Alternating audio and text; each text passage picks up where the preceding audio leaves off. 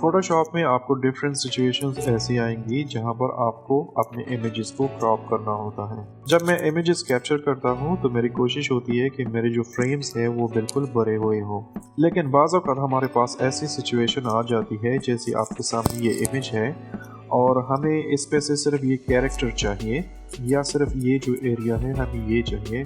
तो जब ऐसी कोई सिचुएशन आती है आपके सामने तो तब आप फ़ोटोशॉप का क्रॉप टूल यूज़ कर सकते हैं। तो चलिए अब इस फ़ोटो को हम क्रॉप करते हैं और हम क्रॉप टूल के बारे में बात करते हैं। तो सपोज़ मैं ये एरिया क्रॉप करना चाहता हूँ तो उसके लिए मैं कीबोर्ड पे शॉर्टकट की जो हमारे पास है वो है सी की। अगर आप कीबोर्ड पे सी की क्लिक करें, ये देखिए सी की मैंने क्लिक कर दी तो ये देखिए आपके सामने एक बॉर्डर सा आ गया है इस फ़ोटो के हर कॉर्नर पे। तो ये हमारे पास बॉर्डर आ गया है और ये हमारे पास जो है क्रॉप टूल वो सेलेक्टेड है। तो आप ये टूल यहाँ से भी एक्सेस कर सकते हैं। ये देखिए आपके सामने ये टूल बार में ये वाला सेलेक्टेड है, ये हमारे पास क्रॉप टूल है। तो आप इन कॉर्नर्स को भी ड्रैग कर सकते हैं ऐसे और इसको क्रॉप कर सकते हैं और फिर ये बटन क्लिक करके तो ये क्रॉप हो जाएगा। लेकिन मैं आपको एक दूसरा तरीका भी बताना चाहता हूँ। तो उसके लिए अगर मैं इसको कंट्रोल Z कर दूँ, ये देखिए वापस मेरे पास फ़ोटो आ गई। मैं इस पर क्लिक करता हूँ और अगर आपको ये कॉर्नर्स जो हैं इनसे काम नहीं लेना तो आप ऐसे भी कर सकते हैं कि आप जिस एरिया को भी सेलेक्ट करना चाहते हैं वहाँ पर माउस को क्लिक करें और इस तरह जो है ड्रैग करें। ये देखिए आपके सामने ये जो क्रॉप टूल है ये अभी मैं ये एरिया क्रॉप कर रहा हूँ। जब आप इस तरह ड्रैग करेंगे और फिर माउस को रिलीज़ करेंगे तो देखिए ये एरिया ऑटोमेटिकली मेरे पास सेलेक्ट हो गया है। इस इमेज में यहीं पर भी चेंजेस कर सकते हैं, जैसे मैं इसको ये देखिए ये ड्रैग भी कर सकता हूँ। मैंने सिर्फ फ़ोटो पे क्लिक किया है और ये अगर मैं सिर्फ ये एरिया लेना चाहूँ ऐसे या लेफ़्ट या राइट में करना चाहूँ तो ये भी मैं कर सकता हूँ। तो आप ऐसे भी इसको ड्रैग कर सकते हैं और अपना जो स्पेसिफिक पॉइंट है वो चूज़ कर सकते हैं। इसका जो ये एस्पेक्ट रेशो है ये भी मैं चेंज कर सकता हूँ, लेकिन याद रखें कि जब तक आपने ये बटन क्लिक ना किया हो या कोई और बटन यहाँ पर क्लिक ना किया हो तो तब तक ये जो क्रॉप टूल है ये आपके पास इसमें चेंजेस अवेलेबल है, आप कर सकते हैं। जैसे ये मैं यहाँ पर अब रेशोज़ में आता हूँ और ये देखिए मेरे पास डिफरेंट रेशोज़ हैं। जैसे ये 16:9 है, ये देखिए ऑटोमेटिकली इसने 16:9 का क्रॉप कर दिया। अगर मैं ये 5:7 का कर दूं, ये देखें अब मेरे पास ये जो एक वर्टिकल इमेज सा जो है वो बन गया है।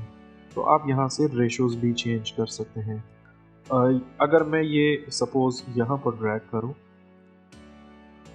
सपोज़ यहाँ पर, और ये मैं 16:9 कर दूँ,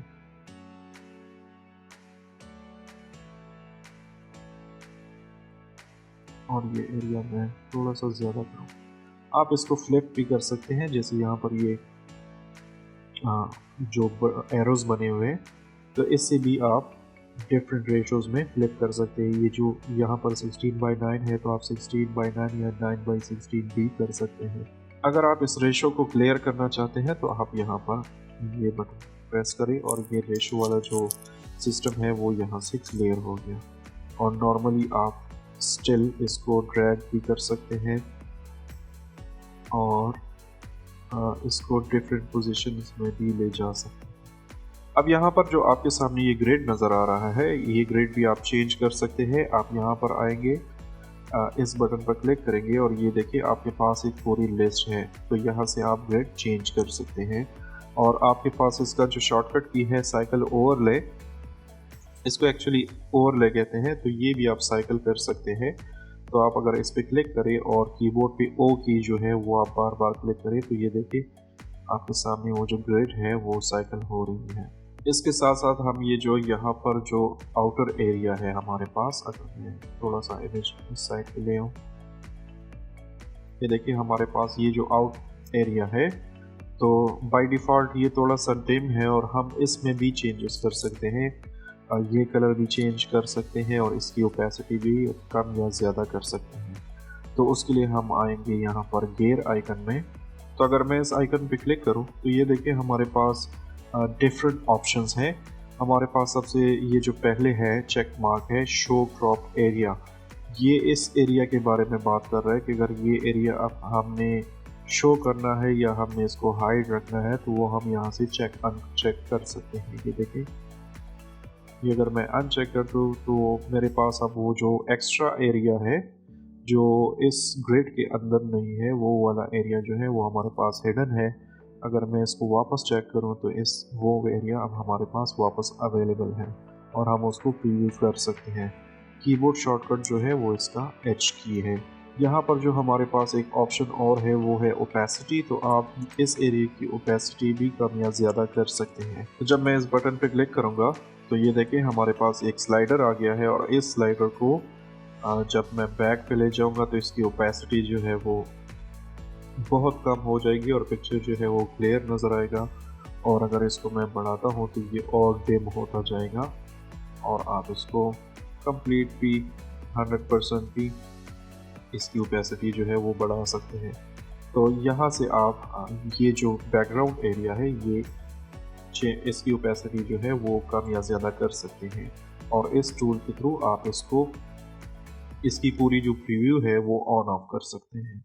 यहाँ पर हमारे पास जो है डिलीट क्रॉप पिक्सेल्स है। तो अगर इसको मैं चेक रखूँ तो ये देखिए हमारे पास जो एक्स्ट्रा एरिया है वो डिलीट हो जाएगा और उसकी जगह यहाँ पर जो बैकग्राउंड आपको नज़र आ रहा है ये कलर है। तो ये हमारे पास वो एरिया है और यहाँ पर हमारे पास वो जो पूरी फ़ोटो है उसकी प्रीव्यू नज़र आ रही है। अब अगर मैं इस चेक मार्क पर क्लिक करूँ यहाँ पर तो ये देखिए वो जो बैकग्राउंड में जो एक्स्ट्रा पिक्सेल्स थी वो हमारे पास डिलीट हो गई और जो ओरिजिनल बैकग्राउंड हमें जो इमेज चाहिए था क्रॉप एरिया वो हमारे पास बैकग्राउंड की शक्ल में आ गया है।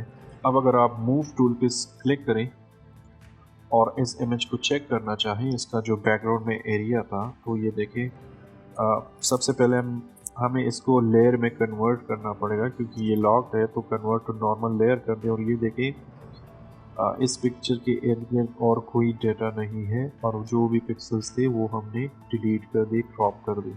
मैं इस फाइल को रिवर्ट करता हूँ तो चलिए फाइल में जाते हैं और रिवर्ट की पे क्लिक करते हैं और ये देखिए हम वापस अपनी फ़ोटो में आ गए हैं और हम क्रॉप टूल को जो है दोबारा सेलेक्ट करते हैं। तो ये क्रॉप टूल मैंने इस पे क्लिक कर दिया, ठीक है।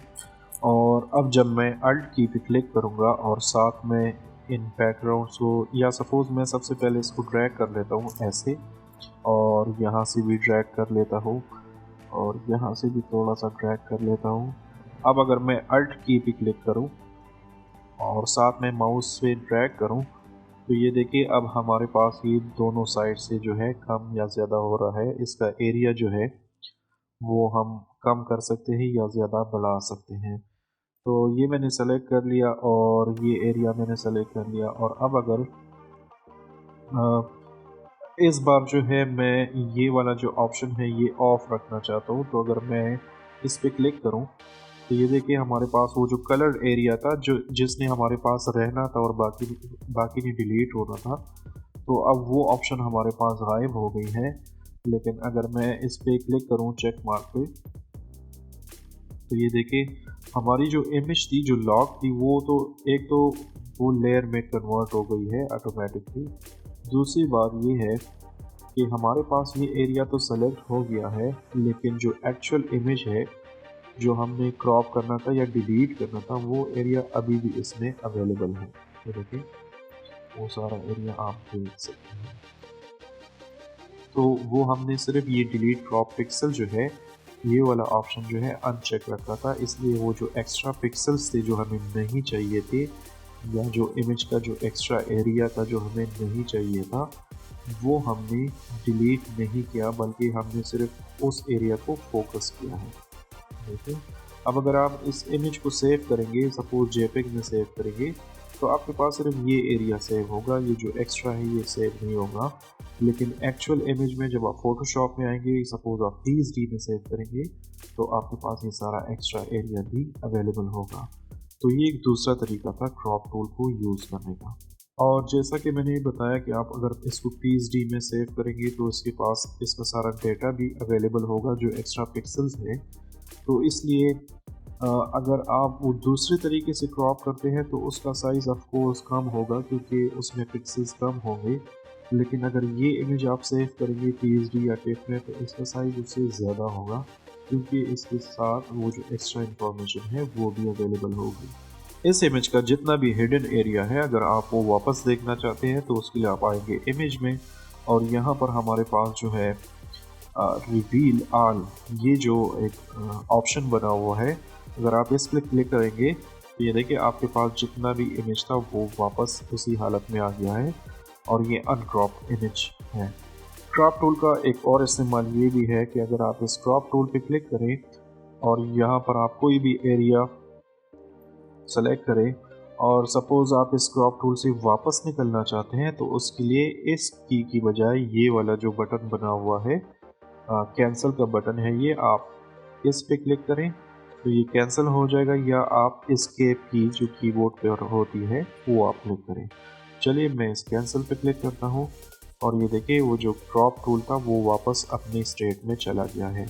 तो आज की वीडियो थी क्रॉप टूल के बारे में जो कि एक इंतहाई मुफीद टूल है फोटोशॉप में और इसमें ये जो इंफॉर्मेशन स्टोर करने की कैपेबिलिटी है उसकी वजह से आप किसी भी इमेज को रिप्रोड्यूस करने के लिए या उसमें फ्यूचर एडिटिंग करने के लिए ये जो टूल है आपके लिए बहुत कारआमद बन जाता है। तो चलिए मिलते हैं नेक्स्ट वीडियो में।